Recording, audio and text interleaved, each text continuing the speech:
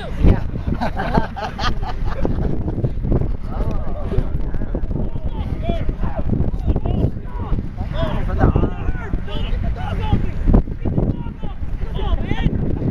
Got a good fight, he ain't gonna let it out. Very well trained.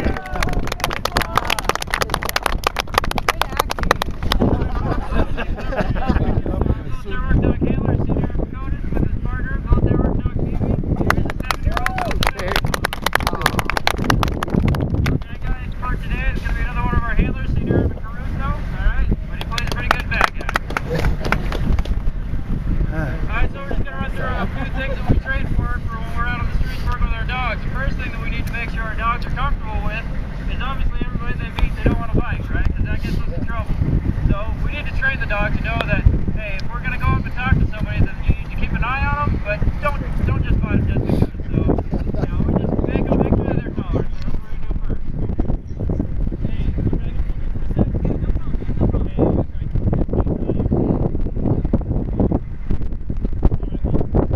first. Nice and easy, moving contact just like you have with people all the time.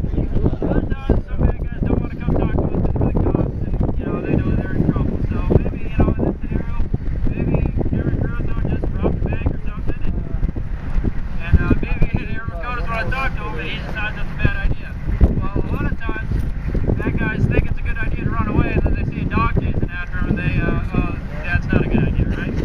So what we can do, after we train our dogs extensively, is we can actually, after they're sent out on a bike, is we can turn them off if the bad guy gives up, because then there's no reason to fight him anymore. This is one of the more difficult things that we do to train our dogs, but it's an important thing, and it's legal, or it's a legally binding thing that we need to be able to do. So what we're going to try to do is run that scenario and see if he's going to turn off for us, and see how it goes.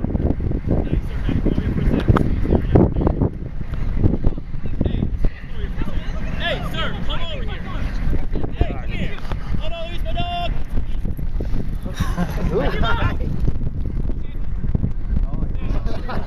Hello. Oh my. I'm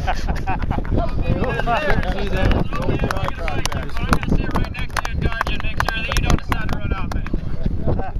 So just like any good cop, after we catch a bad guy, we want to be able to pat him down.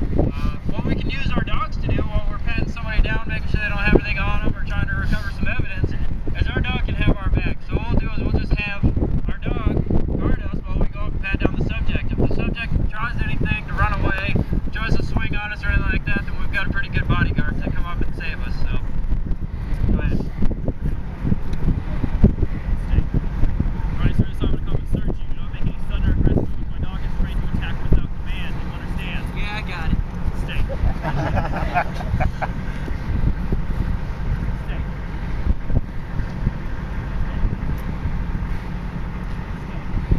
Get off, man! Legal! Get off!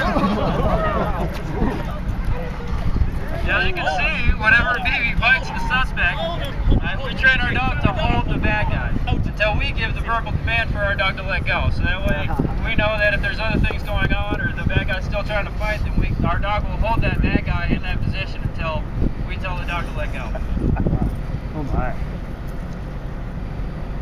So another thing that we need to be able to do is we need to be able to take our bad guy, once we finally got him, we need to be able to take him over to our vehicle. Once again, what we're going to do is we're just going to have the dog come up into a guard spot and basically stay right on that bad guy to let him know that running away is a bad idea.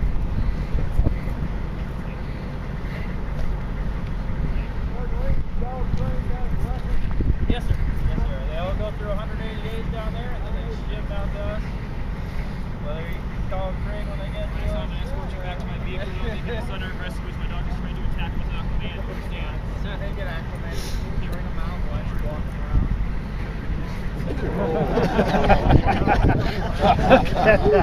Give me an excuse. Yeah. Yeah, he's just making my day. Yeah, make my day for sure. Hey. Now, the last thing that we're going to do for you before we open it up for more questions is Baby happens to be our smallest and probably the fastest military work dog I've had the pleasure to work around. So what we're going to do is we're just going to send the bad guy really far down there and let Baby really open up her speed and launch off the ground and get a nice big old bite for you guys. So if you want a good picture or video or anything like that, this would be the one to do it on. Hey, I said come over here. Yeah, look at the dog.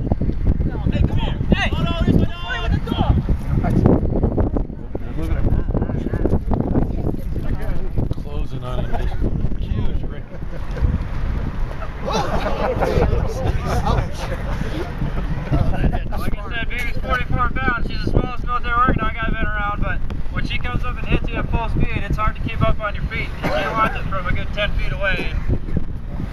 It'll take you down pretty quick.